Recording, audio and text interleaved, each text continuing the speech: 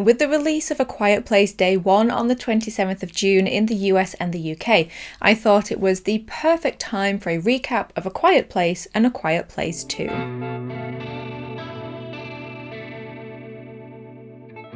Hi guys, I hope you're doing really well. My name is Sarah and welcome to What the Horror, the channel where we talk about horror movies old and new. Okay, so I know A Quiet Place 1 acts as a prequel to A Quiet Place 1 and 2, but it does still continue the story in this horror franchise, in this horror world, and may even reference events or people that have appeared in these previous two films. So I thought it would be useful to have a little recap, a little refresh if you will. And if you have neither the time nor the inclination to watch or rewatch A Quiet Place 1 and 2, then don't worry because this episode has you covered. It goes without saying, but I'll say it anyway, that this episode will contain major spoilers. In the small town of Millbrook, New York, the Abbott family are attending a Little League baseball game when the crowd suddenly spot what looks like a meteor in the sky. As people become nervous, they begin to disperse and return to their vehicles.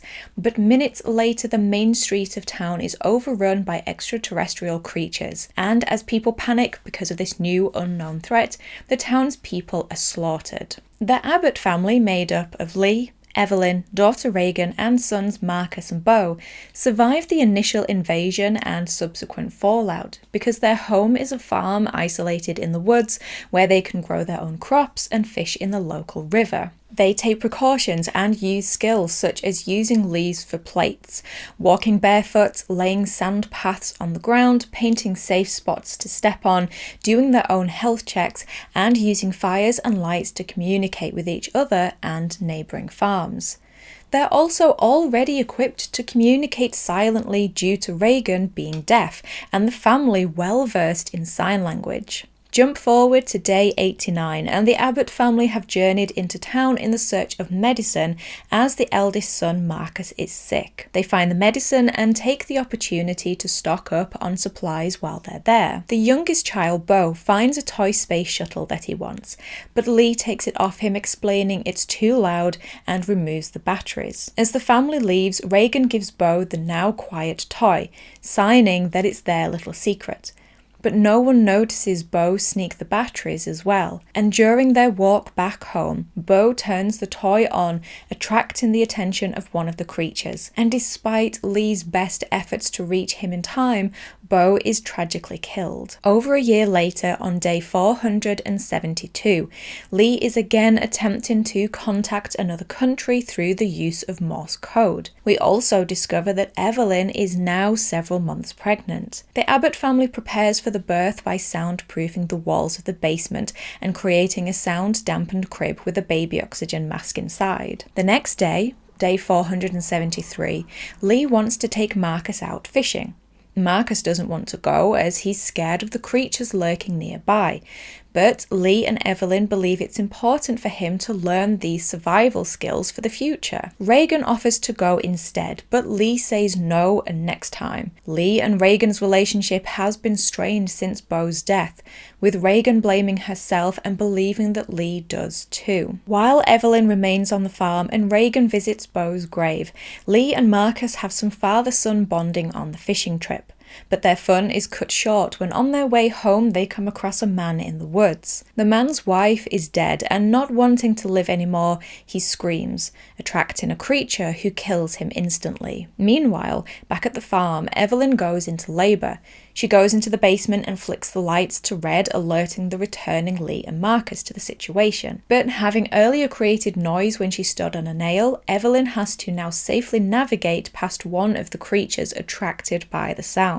Putting a pre-organised plan into action, Lee and Marcus create a distraction and drive the creature from the house using the fireworks, so Evelyn can give birth safely. The fireworks also draw Regan back to the farm. Lee manages to find Evelyn and the baby and gets them to the soundproofed basement. When Evelyn wakes and discovers the children are still outside, she says to Lee that they're nothing if they can't protect their children. Lee goes in search of Marcus and Regan, who are now hiding on top of the corn silo. When Marcus suddenly falls in and Regan jumps in after him, it attracts the attention of a creature. Although the creature initially attacks them, it is repelled by the high frequency of Regan's hearing aid, and it punches a hole in the wall of the silo. Back in the basement, a water pipe has been damaged by a creature, and the room has now flooded. The water wakes Evelyn up, and she realizes the flooded room isn't her only problem, as the sound has attracted a creature. Evelyn grabs the baby and hides behind a wall of falling water to mask any noise made by her or the baby.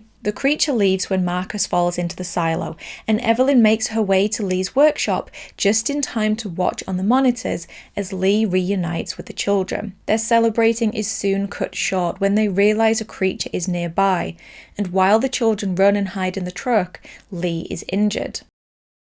Marcus draws the attention of the creature onto him and Regan.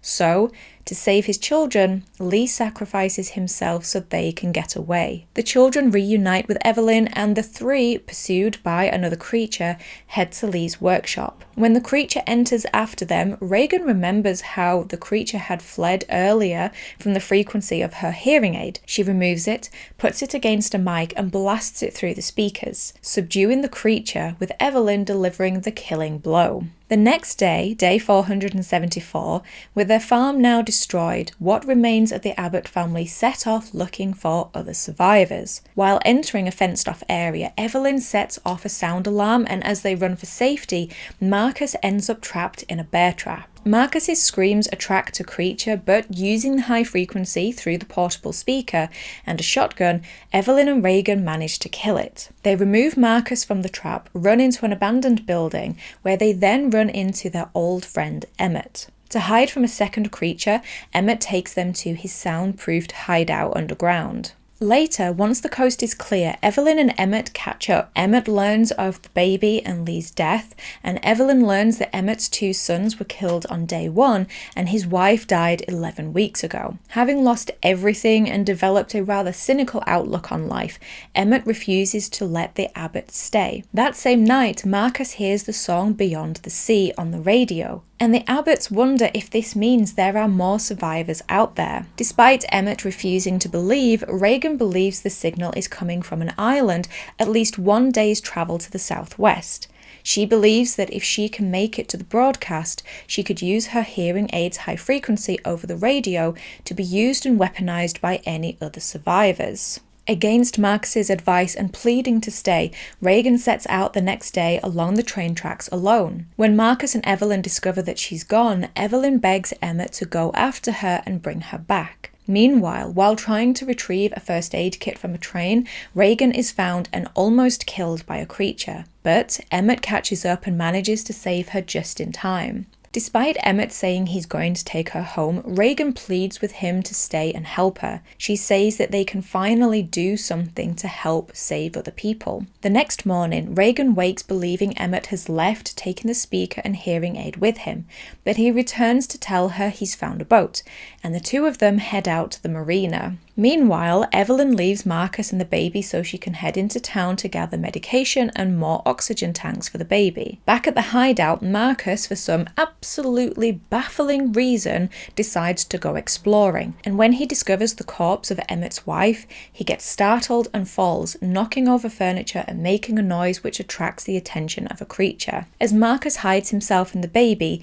he accidentally locks them in the airless compartment. Evelyn returns to hear the attack and draws the creature's attention away with gunfire, and using the sound of water to mask her, she doubles back to find Marcus and the baby and hides with them, this time with an oxygen tank. Back at the marina, Emmett and Regan are attacked by a group of survivors, who rob them, disable Emmett in a net of cowbells, and try to take Regan with them. But as Regan dives into the water, Emmett makes noise to bring a creature to them, who ends up killing the other survivors. After realizing the creatures can't swim, Regan and Emmett get on a boat and head for the island. Upon arrival, they discover a colony of survivors living normally and safely. The colony leader tells Emmett that on the first day, once they realized the creatures couldn't swim, the National Guard was ordered to get people onto the boats. But the chaos caused by people fighting to get on the boats attracted the creatures, and of the 12 boats there, only 2 made it away safely.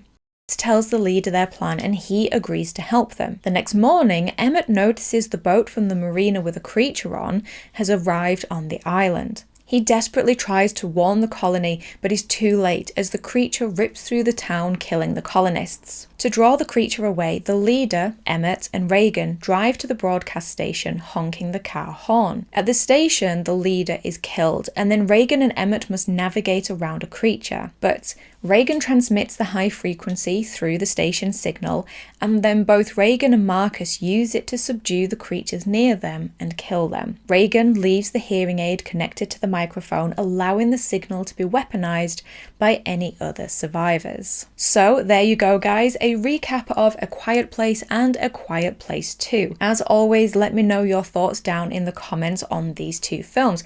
I know they're not loved by everyone, but I just adore them. Well, the first one, at least. I adore the first one. I really like the second one, but it's not as strong in my opinion. The first one is just something a little special. If you are new here and you liked this episode, then please do give it a thumbs up and click that subscribe button to join the What the Horror family. And if you would like to join this list of names here and get access to extra content every single week on top of what you get here on the channel, then there will be a link to my Patreon page in the description box below. Just one more recap this month, and that's an X recap next Sunday. Then we'll be back to mixing it up with other stuff, including at the end of the month my recap of everything that I've watched in June. But in the meantime, thank you as always for stopping by. I really do appreciate it.